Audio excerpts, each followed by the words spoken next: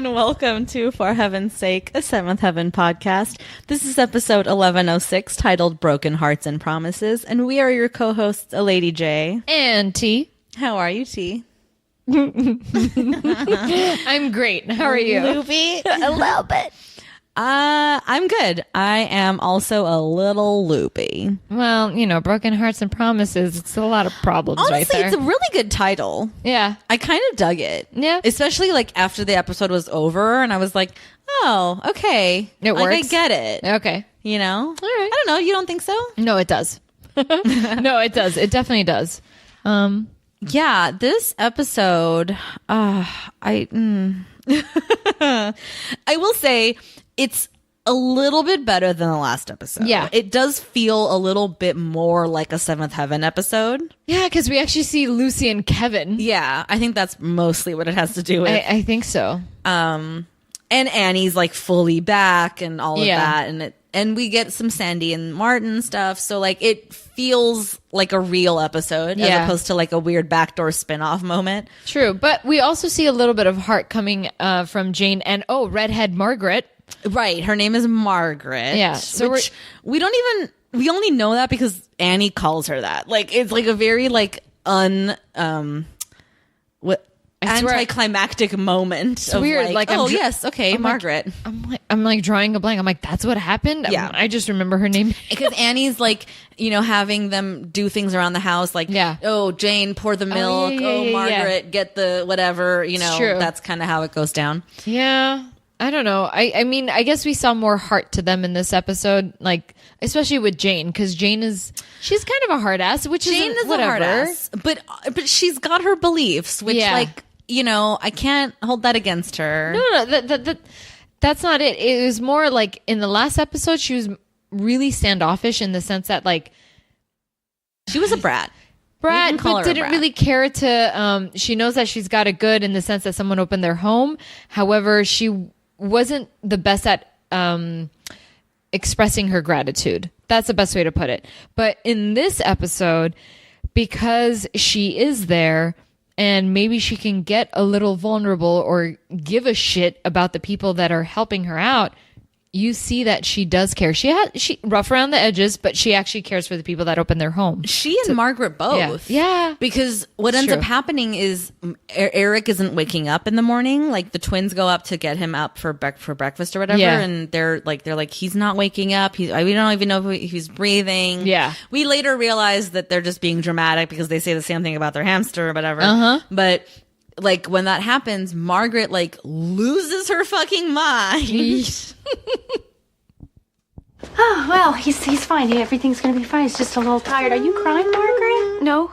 He's like a father to her. He's like a father to so many people. As a minister, he helps everybody he can. What kind of a reaction is that from somebody who hasn't said but 2 words to somebody? Well, I mean, She's batshit, dude. well, remember when she was ridden with guilt in the last episode? Yeah, she's like, the same screeching thing. She's a screecher. We've understood that as much. such a weirdo. She's a weirdo. Yeah. But yeah, she like loses it. So clearly she and Jane care enough about the Camdens' well-being. Yeah. Mainly because they are their meal ticket. Like, Yeah. let's not kid ourselves. But Maybe, but they might have been the first not family, but the first people, I'm going to say the first people that have actually, welcomed them in without, I don't want to say without judgment because that's a load of bullshit, but they have welcomed them in and are caring. Like they're caring about them. They care about them, but also carrying a conversation, bringing them into their lives as if like they belong. I'm sorry, Annie found them a fucking job. yeah. She found them a fucking job. I didn't like how ungrateful they were about that. Not redhead, not Margaret. Jane. Well, yeah, Margaret was just going to do it or whatever. Yeah. But Jane's audacity, like the gall of Yeah. Jane to be like, okay, well, we just have to go. We don't actually have to take the jobs, right? But it's like, honey, you're living in your car. You will take any fucking job. Fucking A. Like, sorry that you're a vegetarian. I understand that as a Yeah. principle. Like, I'm not taking that away from you. But flipping burgers is the best you're gonna do right now. Yeah. So you will do it and you will be happy about it. Yeah. Like, what the fuck? Or what do you want? They were trying to get jobs as air traffic controllers or whatever. It's like, honey, no. And like, it's Glen Oak. You know, you'd have to go to Bob Hope Airport. no. Glen Oak has its own airport. Let's not forget. Oh, yeah. Okay, fine.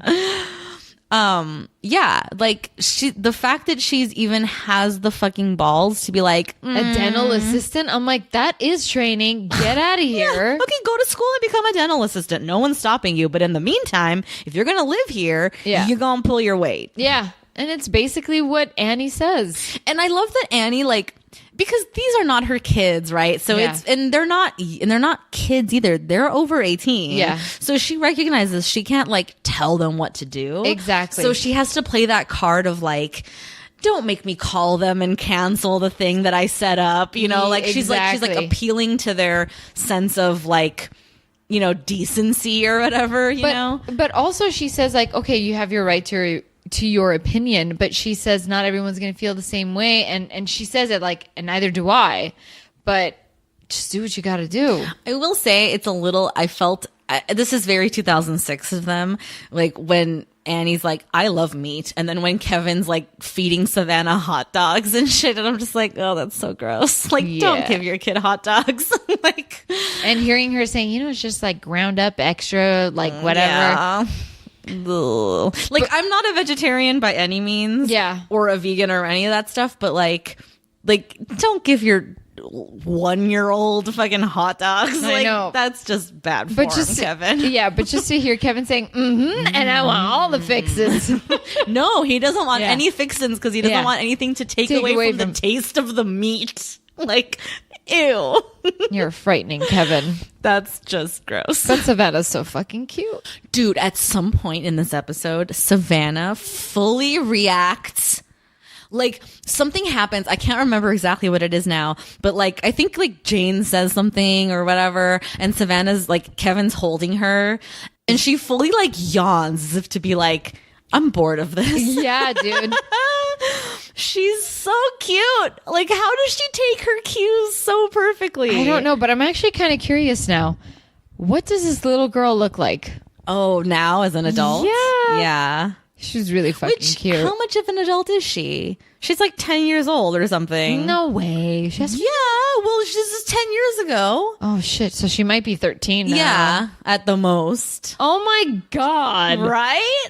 Oh. She's not even like an adult. I feel old all of a sudden.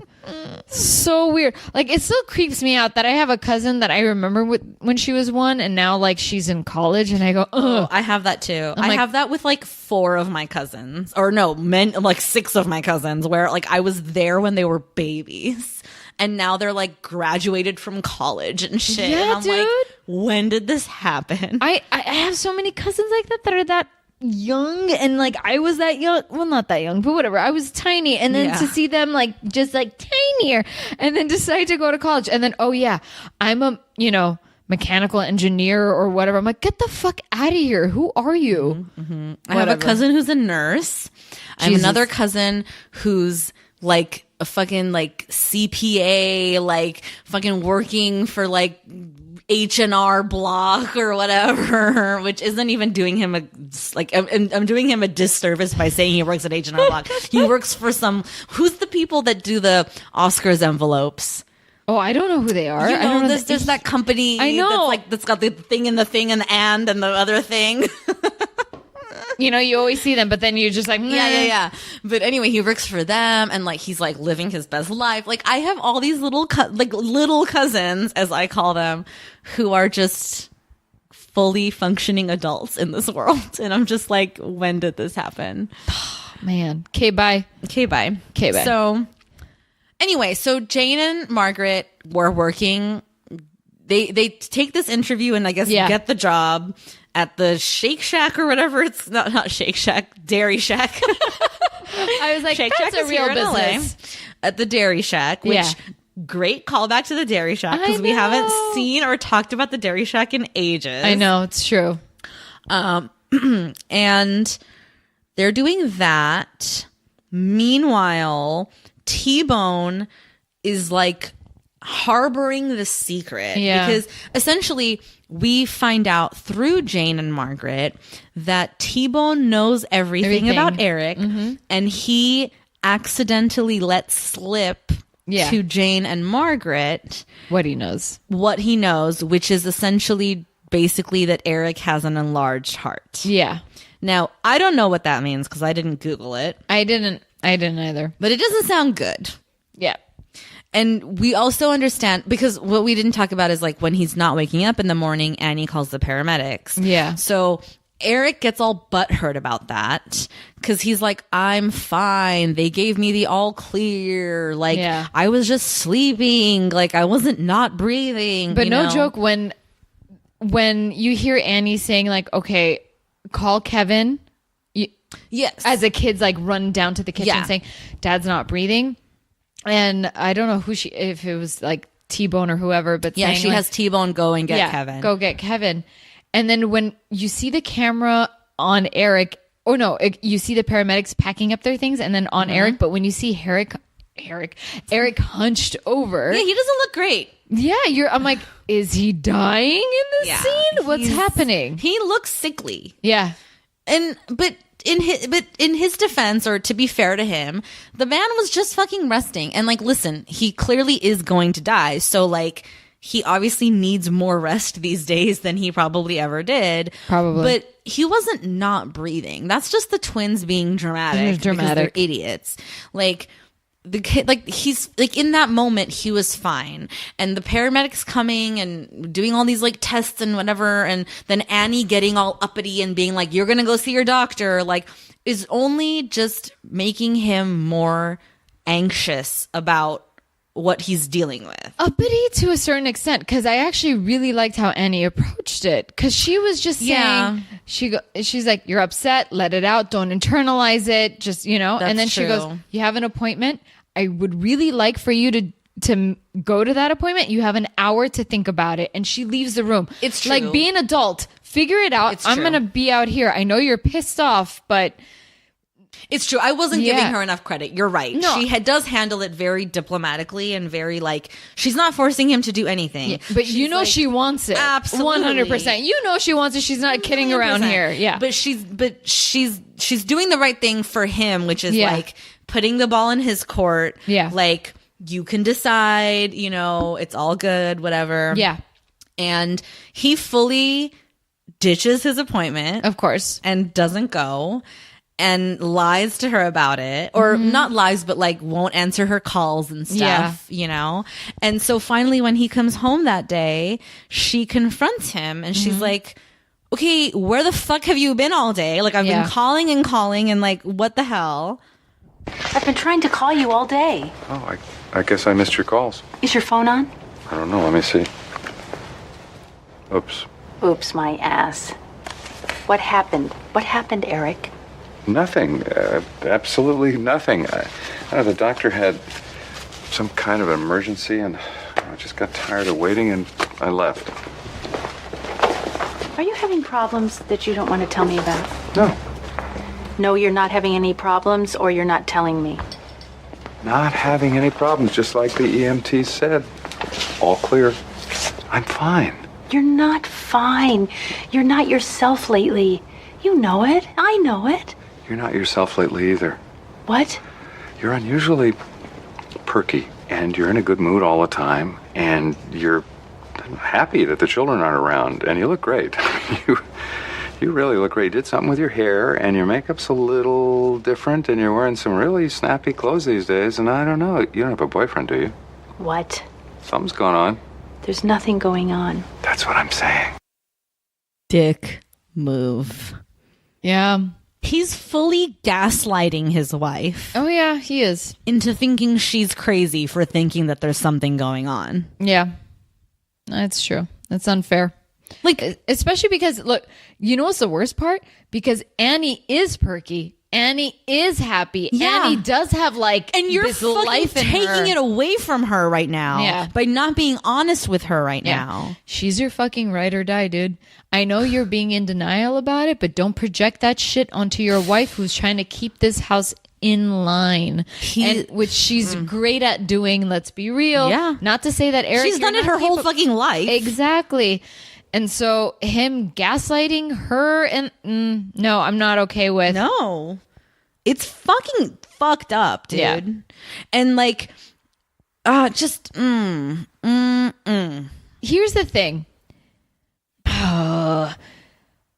Here's a lot of people have a lot of emotional baggage and bullshit that they have to do. I get that. But at the same time, when you have your person, truly your person, that is your ride or die, you should not do, this is not how you behave with them, of all people, not with them. No, that's the one person you don't bring your baggage into. Yeah, especially because, I'm sorry, you've had 25 years of practice, you leave that shit at the door. Or not even that you don't bring your baggage into, but like your baggage should be her baggage and vice versa.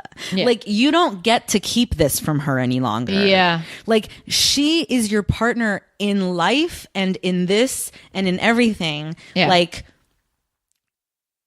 what does he do? Like what? Like I don't even know how to explain it other than to just be like, that's a fucking dick move, dude. Yeah. I mean, look, even as we say it, I'm like, man, we probably might sound all high and mighty because this is our expectation of what a marriage should be. Okay, probably.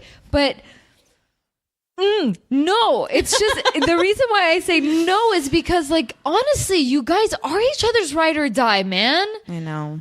And it's unfair that fucking T-Bone knows. Yeah. Before your wife does. And the fact that Kevin knows. And that's essentially what Kevin is telling him, right? Like, even before all this goes down, like, because he and Kevin have a heart-to-heart in his room after the EMTs leave. Yeah. Where Kevin's like, okay, you should really go to this doctor's appointment. Yeah. Like, like put aside telling Annie, telling your family, whatever, but like just go to this doctor's appointment because you really need to hear what this guy's got to say. Yeah.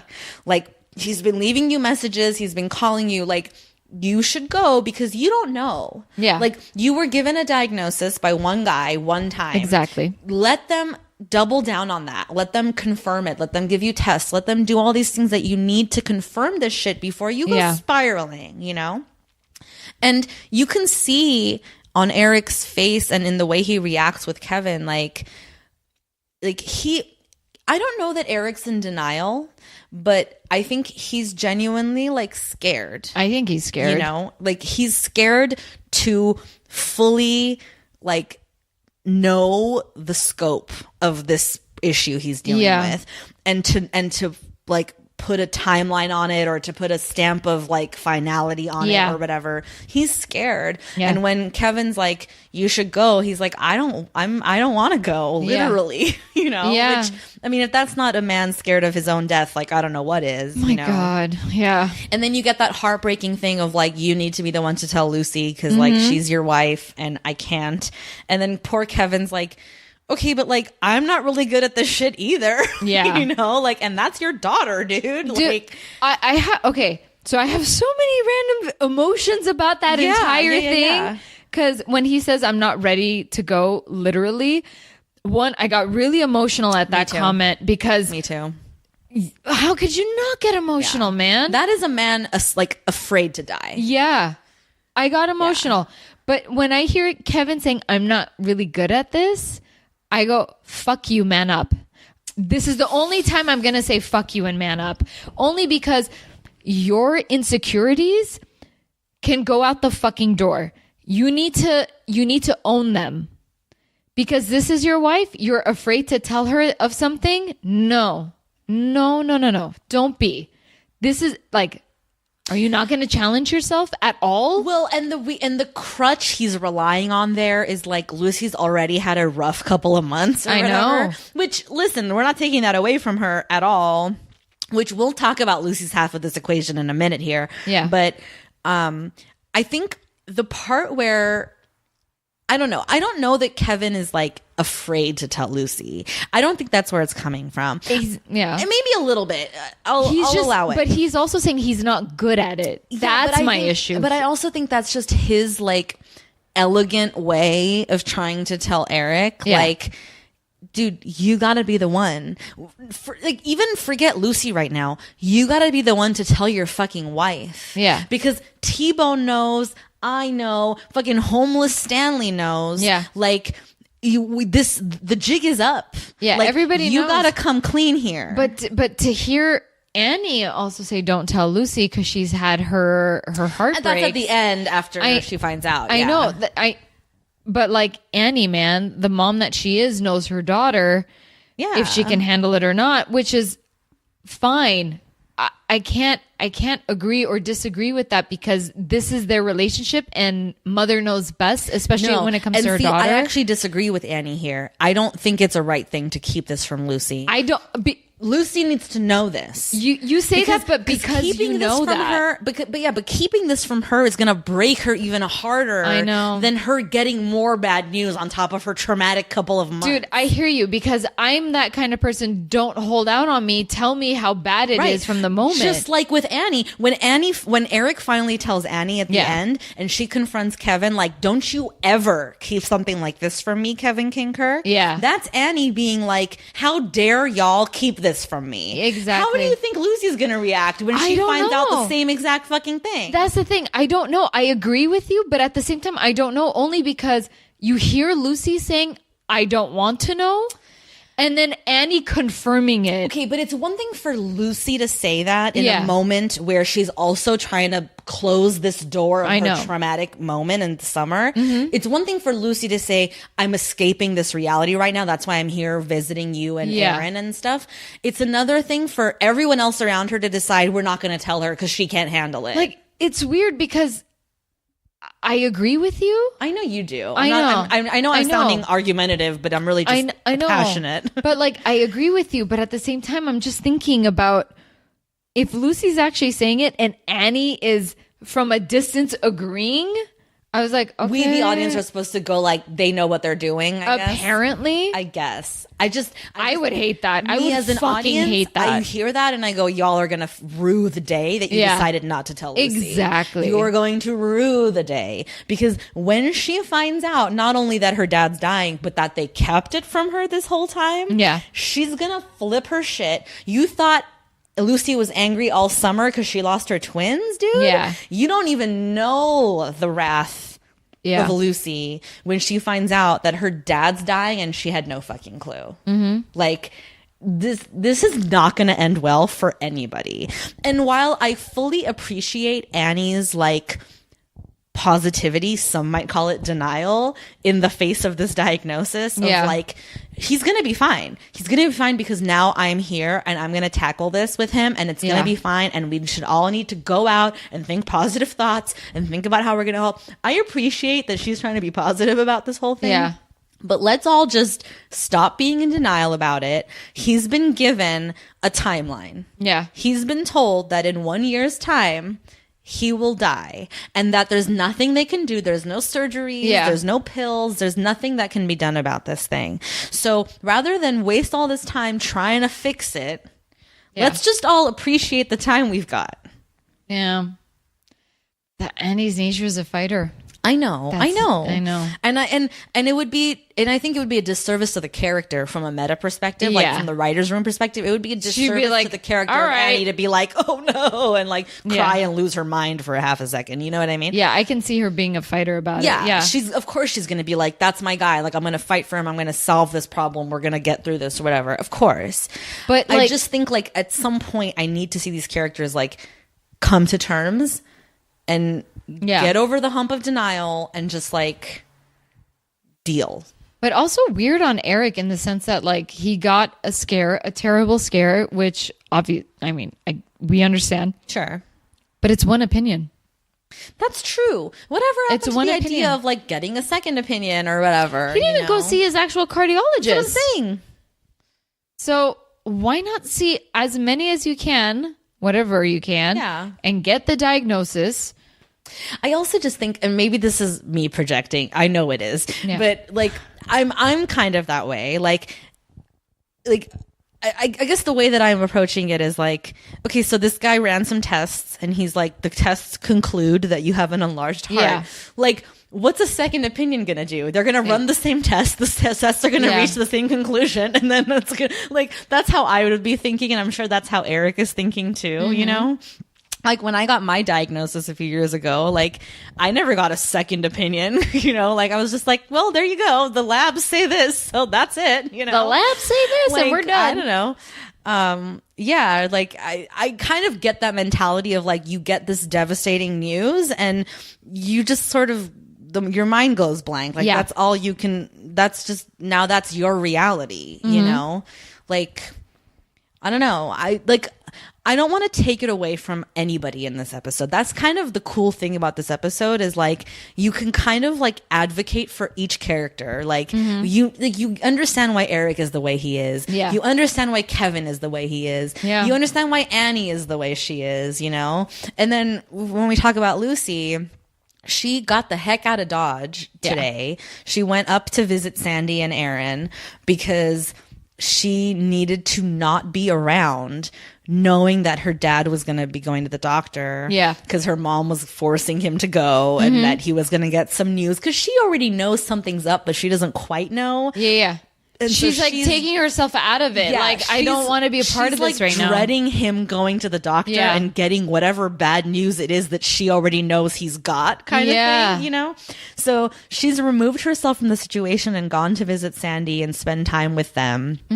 And she volunteers to like babysit Aaron while Sandy goes to class and whatever. Yeah. And then she's got a date with Daniel later, I think, or Martin, or I don't know exactly what. But anyway, Lucy's like, I'm here for the day. Do whatever you want. Like, don't worry about it. I've got you kind of thing. Yeah. And after Sandy leaves, Martin shows up. Yeah, dude. He just like shows up, like just walks in like unannounced. Yep. I mean, that is his kid. Like, I think he has the right. But like you don't knock nothing. I know. You don't have a key. He's just the door was up. Just opens it. I know. Yeah. Shame on you, Lucy. Why isn't that door locked?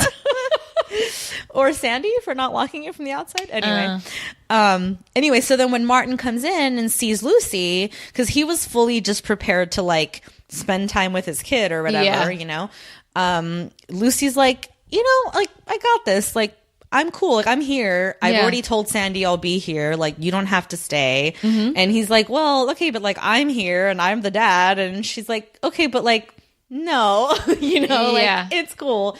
And they have this moment and you can see like Lucy is still sad. Like, she, and this is, I think, a demerit on the show because a few episodes ago, the way that they framed it was like she was over it already. And then now this episode, we're supposed to go, okay, she's not over it yet. She's still in her feelings about it. And this is now the first day of the rest of her life, as she puts it. Yeah. Where she has come here to spend the day with this precious miracle baby, to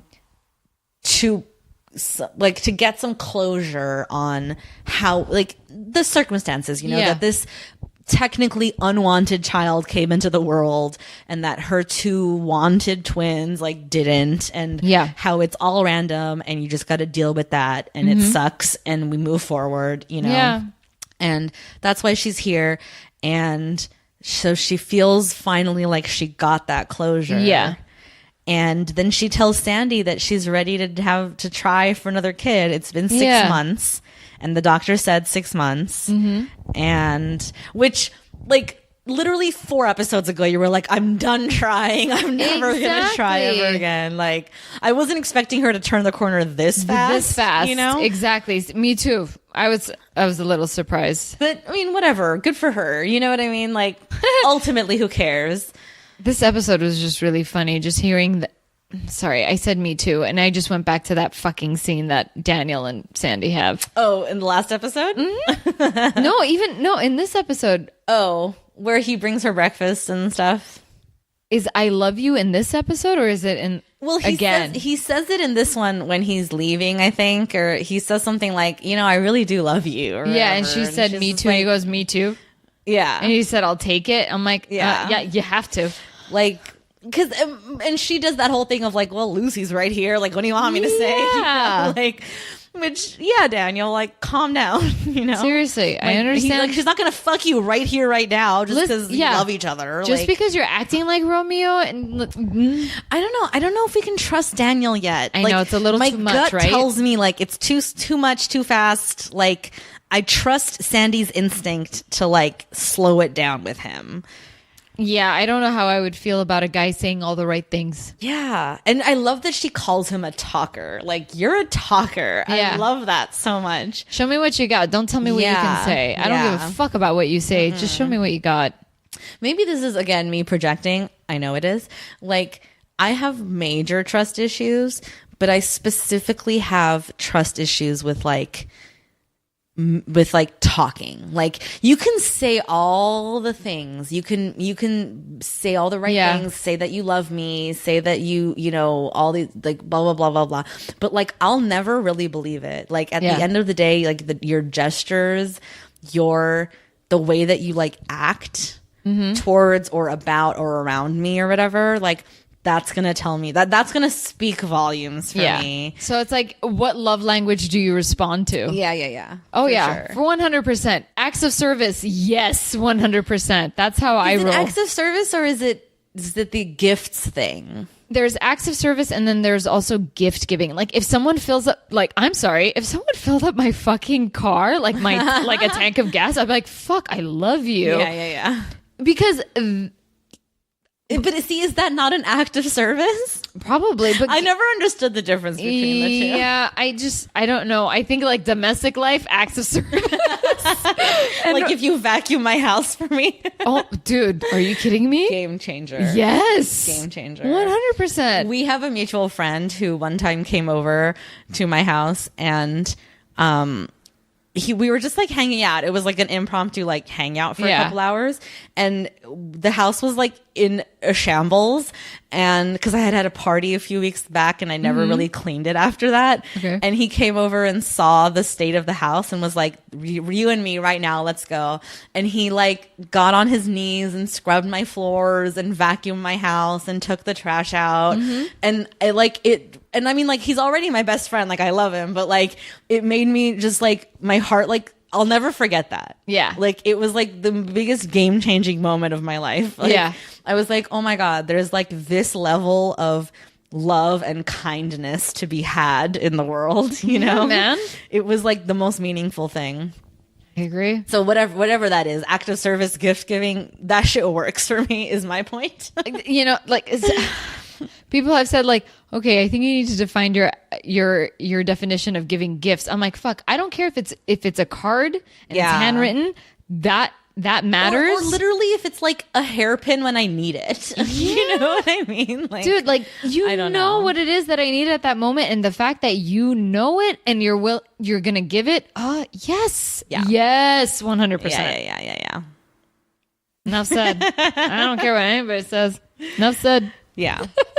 What were we talking about? Oh, Daniel and how he's, like, kind of sleazy. Yeah, man, he's a talker. Yeah, I don't know. I don't know about him yet. I want to believe that Sandy's instinct to like him is valid and good. Yeah. But I also trust her instinct to, like, take it slow with him. I want her to take it slow. Yeah. Like, I'm glad that she's not, like, jumping into anything with him. And I also ultimately, if I'm being honest with myself, I think she's kind of going to end up with Martin.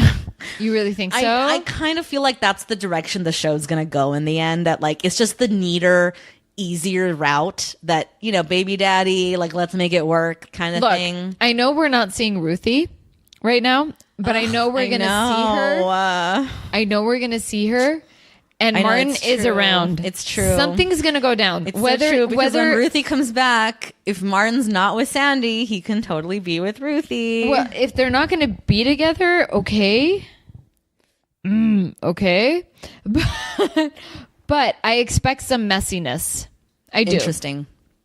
But don't you feel like we've already seen that? But it's Seventh Heaven. Of course, they'll remine those waters if they have to. Oh, they have to. Yeah. They have to. Like, how much messy did we see? Her beating the shit out of him, saying, I hate you. Okay. And then like, awkwardness with Sandy at the end or whatever. Not at the end, but, like, with all of the Thanksgiving stuff back then. And then that one episode when Jack is trying to talk to her, and then Martin is there in the kitchen, you know? And the ping-ponging back and forth. Yeah. The little munchkin between the two giants. Yeah. Yeah, no, that's a good point. Keep Martin on the hook until Ruthie can come back, so we get some drama out of that. I and can then see what happens. Yeah, that's a good point. I can see it. But let's see what happens when Ruthie does come back. Because I'm sorry, I know she's going to come back. We know she's coming back. It's just a matter of when and for how long at this point. Oh, yeah, foreign exchange student in Scotland. Oh, yeah, that's another piece of information we learned in this episode. Yeah. That she's doing an exchange program. But she was too late in the program to bring so someone from Scotland can come and stay in fucking Glen Oak. Right. Which no one would want to. Except for that kid who was the waiter at Rose and Simon's what wedding. What did you say? 17? What did you say? No, 17. 17. Cutest busboy ever. When I do it, I sound like a Beatle. 17. Dude, you're I sound fine. like John Lennon. It's perfect. You're good. That's how he said it. You got it right. Oh my gosh. I feel like we did it. You know what I mean? Like in this episode? Really? Yeah. Yeah, that was like kind of what quick. more happens? I'm like, did we? Yeah, we kind of did. I don't know. Fuck. I mean, we kind of like skated. I'm not saying we skated through it, but it's like ultimately in the end, Eric comes clean to Annie, and that's really what this whole episode is building to. It's all building to Eric comes clean to Annie. T-Bone no longer has to harbor the secret. Kevin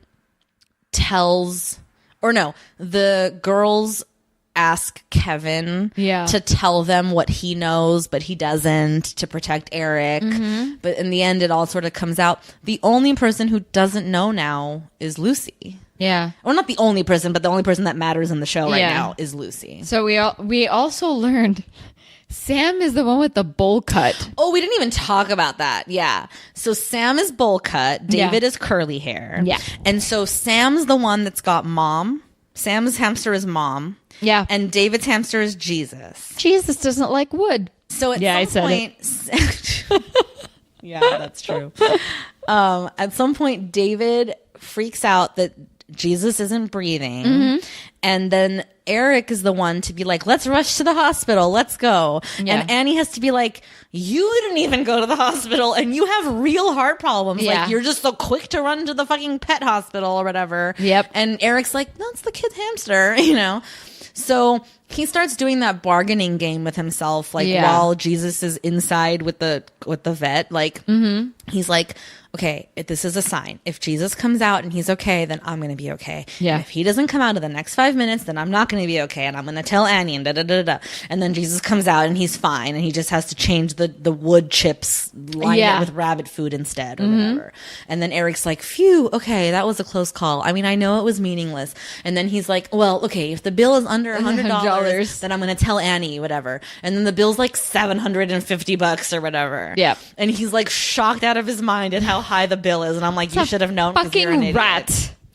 Okay, I don't like that Annie calls it a rat. I know. Part of me feels like that was like a typo, like, like she misquoted her line. Yeah. But they were like, gotta get it, let's go, keep moving. But I'm sorry, that quote is still the shit. $1,000 for a rat named Jesus. It's great. It's the best. It's a great line. And so he pays the $700, but then donates an additional to something to the veterinary people because he's feeling good about himself. Yeah. Or whatever. And that's when he has to come clean to Annie because she's like, okay, whatever this is, you're seeing a mental doctor now because like clearly something's You're not nuts. right with you, like whatever. And that's when he tells her. So yeah, I mean, I guess the whole Jesus thing, like, ends up random. Like, I guess like that's ultimately what lights the fire under his ass to like come clean to everything. But it's because it's ultimately like an allegory for his own self, right? Yes. Like we jump on it when our pets are ill or whatever. Like we're so quick, like we take care of them immediately, like no questions asked. We go to the vet, we deal with it, emergency bills, all that shit. And then when it's ourselves, like, what, we're not going to take as good care of ourselves as we do our pets, Like, exactly. Like, we are ourselves, like, our hearts, our bodies, our whatever, like, that shit matters. And I think ultimately Eric is faced with that reality of, like, okay, whatever this is, like, let's deal with it. And comes clean to Annie, and now Annie's gonna make him deal with it one way or another. Yeah. So, yeah. It's gonna happen. Yeah. Yeah. I don't know. I feel like my only stray observation in this episode is like, do these people only ever drink milk? Are they only ever, like, do they ever drink water? Do they drink anything besides milk in this goddamn forsaken family? Like, literally, Kevin is at his home drinking milk in the middle of the night. Yeah. Oh my God, when Annie offers T-Bone milk and cookies to get him to talk. Dude. I lost it. Yeah. I was cracking up. But the best part is when she's walking out of the room with the stuff, I'm like, oh my gosh, she's not gonna leave it. And then when she literally, you see the camera just staying on the door so and she can come back in, and she leaves it. She goes, okay, fine. But she does that move where like she approaches T-Bone with the milk and cookies, and then as he's reaching for them, she like holds them back to like say her piece about like, you know, honesty and forthcomingness, and you know? It's almost Oh man, it was such a great throwback moment to last season with all the fucking milk. And she almost had her milk bar going. It was truly clutch. Like, I was really proud of them for doing that. Yeah, except T-Bone like was just he just really wanted the milk and cookies. Yeah. And he never divulged, which good on T-Bone. Yeah. He never told Eric's secret because it's not his secret to tell. You know what I mean? I know. Like, it wasn't his place. He just hinted to Annie like, there might be something you want to know. Yeah. But it's for Eric to tell you. Who was it? Was it Eric says it to Kevin about T-Bone. Like, what is he? He's like a hypnotist, man. I don't know what it is about him. You just say things. He just looks at you and you tell him things. And Kevin's all, yeah, I've been there. Have you? What have you told him? Have you? Since when? Kevin. Oh man, Kevin is like such a stooge. Like, what is Kevin's purpose in this show? You know, I have no idea, but I will say I do like how Eric and Kevin. It's a cool bond. Yeah. It's nice that he has like a son-in-law / son person to like relate to on that level. Relate to, but also like he has no issues with sharing things with Kevin. It's kind of sweet. It's nice. And like, okay, I'm going to take back what I said about Kevin, like man up. I hate that term because I really don't like it. I prefer sack up. Exactly. Or grow up. Just fucking grow up. Yeah. That's it. Just grow up. I hate that term. Sorry. No. I will learn. But you're taking it back because he doesn't really need to grow up, you think. Or do you? No, it's just like when he says I'm not good at that kind of thing. Listen, Lucy's your ride or die. Yes or no? Yeah. You need to grow up. Yeah. I listen, I don't even think this is hard shit. Can you deal or not? I think the problem that we're running into, or that you're hitting on, is that and funnily enough, T-Bone mentions it, I believe, in the last episode, where when he's talking to Eric about how, okay, so like, who knows? I know, Kevin knows, which means Lucy knows by extension. Yeah. And I think that's the problem, is like, Kevin and Lucy are a unit. Yeah. You know? And I think that it should go without saying that what Kevin knows. Lucy knows. Mm-hmm. Like, Kevin shouldn't be in a position of his own accord or on Eric's accord or whatever, where Eric's like, you should tell Lucy. Exactly. No, you should. Eric should just assume Lucy knows, because here's the truth. Lucy should know. Yeah. Because they are a unit. Exactly. Like, the minute Kevin talked to Stanley and learned what he learned, Lucy should have been told everything he knows at that point. Yeah. That's how it should function. Yeah. I agree. Like, there shouldn't even be a conversation of like, you tell Lucy. No, you tell Lucy. Yeah. Bitch, like, Lucy should know already. Yeah. Lucy should know. Yeah. Done. Period. Like, yeah, I think that's why we're having such a problem with it, is because we're having this conversation as if like it's a choice for Lucy to know, where it's like, no, that's not how it works. If Kevin knows, Lucy knows. And it's so interesting that like Annie, you hear Annie saying, don't tell Lucy. But see, also, and I didn't have the wherewithal to say this back then, but like, I think what Annie doesn't know in that moment is that Lucy has just turned the page for herself too, separately. Like, she's away, you're right. Yeah. Lucy You're right. literally in that same moment turned the page, closed the book. Yeah. On her traumatic summer.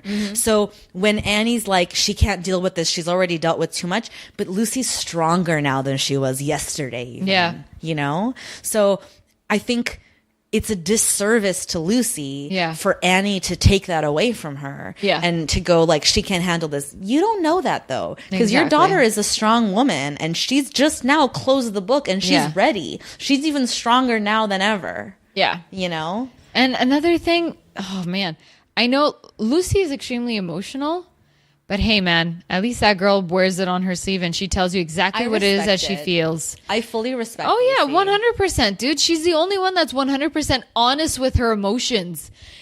Even if it's considered too much for you, she's right there on the surface. There's no bullshit. You know exactly what it is she's thinking. And at least she's truthful about it. She's maybe the only one that is most truthful about her emotions. I think when she was younger, like in the early season, because she's always been that way, right? Yeah. She's always been what you just said, truthful, wears it on her sleeve, honest, all that stuff. She's always been that way. But I think when she was younger, it just skewed towards the dramatic. Exactly. Because the things that she was like tripping about were like boys and like useless shit. You know what I mean? So it was like annoying. But she's carried that empathy and that full range of emotions into her adulthood. And now that she's like a fully functioning person in society with a family and real concerns and whatever, and she's still approaching life that way. Now all of a sudden I look at her and I fully respect her as a person. I'm like, that's how we want to live life. Like feel everything, appreciate every good thing, feel the bad things, live through it, get through it, be stronger because of it. Like, yeah, man, like fucking crushing life. Like, go Lucy. You know, Lucy lets herself get vulnerable and feel things and move on, but she will sit in it, which isn't a bad thing either, because she's being honest. She's gonna feel it. She's angry. Fuck, she's angry. She's happy. She's happy. She's emotional. Like, I don't have to worry about what the fuck Lucy is feeling. Right. It's right there. And at least you know that once she gets through it, she's through it and it's done because she lived it. She felt it as long as she needed to. And now she's out the other end. You know? Yeah. Damn it. I know. Damn it. What we would say about Lucy. Damn it if Lucy's not the main star of the show now, you know? Ah, Beverly Mitchell, you fooled us. She had us all by the balls. But honestly, it's the reason why Beverly Mitchell has continued, I think, to have like a modicum of a career or whatever, is because like Stephen Collins ain't doing shit, Catherine Hicks ain't doing shit, David Gallagher ain't doing shit, Barry Watson ain't doing shit, you know. But like Beverly's like still kind of relevant because I feel like she was the star of the show by the end of it, you know? Like, true. She came out the other end. Let's not even forget to mention that this episode, she gets to sing one of her songs to launch her album career. Every time there's a musical number for any random episode, I have to even watch it. I have to pause it before I'm like, okay. I know what I'm about to get into. I had to avert my eyes and like just let it happen because like I couldn't watch it happen. Like I was too embarrassed for her. Like, why? Why did this need to happen? Why did she have to sing her own song, Angel? Yeah. Which was the lead single from her album that she dropped later that year. Oh man. Oh yeah. Oh, this show. It's you guys, the saddest thing about this whole album of hers, like, is she's not even on Spotify. Like, literally before we recorded this episode, I went on Spotify to find it, and it's not even in there. Like, it's bad. I think it is on YouTube, though. Probably. One time, I did find her whole album on YouTube. You just need, what's his name? Mark Ronson. Or what's his name? The guy that just won an Oscar with Lady Gaga? Yeah. You just need to work with someone like him. Okay. That'd be like a Christian band. Is he a producer guy? Isn't he? I thought writer. He was he's a writer. I think he's a writer. And isn't he also a producer? I guess so. Aren't they all? Like Whatever. that's how Gaga won the thing. Because the writer gets the Oscar. Yeah, I not think the producer. I think it was her and Mark Ronson They that wrote it together. Yeah. Okay. I'm off the okay. Watches. I know. Dive in. Is this how we're gonna do it? One note at a time. Yeah. Keep going. You're like, no, I forgot the word I was about to do, but I don't know how it goes from there. I'll never meet the That's ground. Okay. I really want to hear you do that song. Oh my god, that song is hard. It's very hard. Bradley Cooper is lucky because his voice is like he real just has to do this bar down here. I just want to look at you. Mind you, we did like the movie, guys. I but did like it. Yeah, It's like it's really hilarious good. to make fun of, though. yeah. No, because Bradley Cooper doesn't sound like this. I know. He doesn't, so therefore you can mock it. Yeah, it's true. He wanted to sound like Sam Elliott, so run with it. Look at it. I can't do it. I just wanted to be like, no. Not doing it. Oh my god. Have we talked on this show about my obsession with the Oscars performance? Well, dude, it was fucking pure sex. Like I'm literally I have watched them do that I've watched that performance like upwards of 50 times already. But have you ever seen a random clip of her singing that song with Bradley Cooper at her concert in Vegas? I've seen the clip of her doing that in Vegas where he's like leaning over the piano the whole time and it's Akko fucking Taco. But she's also leaning into him. Yeah, because they're obsessed with each other. Well, either that or they're, like I said, really good actors and know how to sell it. Did you see her on Kimmel though after she won the Oscar? So she went on Kimmel after because she won the Oscar, she was on Kimmel, and then he asked her the obvious question. He's like, "So you and Bradley that moment at the Oscars?" And she goes, "Everyone's fucking idiots. We sold sex because that's what we wanted you guys to buy, and everybody bought it, so it works. So go home." Yeah, like she fucking put that shit to bed. She's like, he directed that performance. I let him. We did what we wanted to do. We wanted to sell this relationship, our chemistry, and guess what? We did because y'all can't stop talking about it. Now shut the fuck up. Exactly. Which I totally get that. Like, I totally get that there's nothing going on between them. Yeah. It's just fun to think about it. Yeah. Because they're so fucking into each other every time they perform this fucking No, but song. why shouldn't you? The actors are performing the song. I should buy into the romance. I totally respect that as artists, they're like, we're going to sell sex. Like, hell yes. Do it. Absolutely. Hell yes. That's what you want. That's what we're lapping it up like fucking sheep. Like, clearly. Yeah. You know? Like, it's phenomenal. Just her, when he's singing to her right before she goes to the piano and her hand is like creeping up her stomach. I'm in love. It's the greatest shit. Guys, let me tell you, the Oscar performance was far more sexier than what you saw at the Oscars than in the movie. Yeah. Because he fucking passes out after they perform. He passes out in the hotel room. Yeah. He fucking poor girl sitting there like, all right, what the fuck am I gonna do with myself? He wakes her up in the middle of the morning and they have morning sex. And okay, but he's still a fucking lush. He is. But did I ruin it for you guys? Whoever's listening, did I apologize, but So you guys have tuned into the Star is Born podcast. If you didn't know, just get into it. Yeah, I never realized I wanted to talk about it so bad, but I feel like we could do a whole fucking podcast just about Star is Born. Oh, yeah. You can. Definitely. Okay. Well, let's leave it there for now in case we do a Star is Born part. As we watch Star is Born for our Patreon. Oh, shit. Something that we've both seen. Oh, shit. Ideas are turning. The wheels are spinning. Pause. Okay. Annie is pissed. Who? Annie. Who's Annie? Annie. Like Eric's Annie? Yeah, I'm not talking about. What's her name? Allie? No, what? Allie? No, what's her name? Wait, why is Annie pissed? What happened? She was pissed at Kevin. I don't know. I just went back to Seventh Heaven. Okay, and I'm not getting it. Allie. This episode has gone off the rails. No, but seriously, what was Star is Born's name? Allie. Allie. Okay, I wasn't making shit up. That's good. Okay, that's going to do it for us, folks. Really? Thank you for listening to us babble on about Star is Born for 55 minutes. Star is Born. Okay. No, wait, let's rate this puppy first. Rate this puppy. Thumb up, thumb down. Thumb up, thumb down. Only because I can say that there was more heart and actual better conversations amongst the characters, and I think that's why if it was filled up with more Jane and Margaret, I don't know if I would have given this a thumb up, honestly. True. It's not enough for me to give it 2 thumbs up, but yeah, it's enough to give me 1 because I appreciate the conversations that happen between Annie and Kevin, or Kevin and Eric, Lucy with Martin and with Sandy. It's showing growth, or at least it's showing like progression. Forward something movement is happening. Yeah.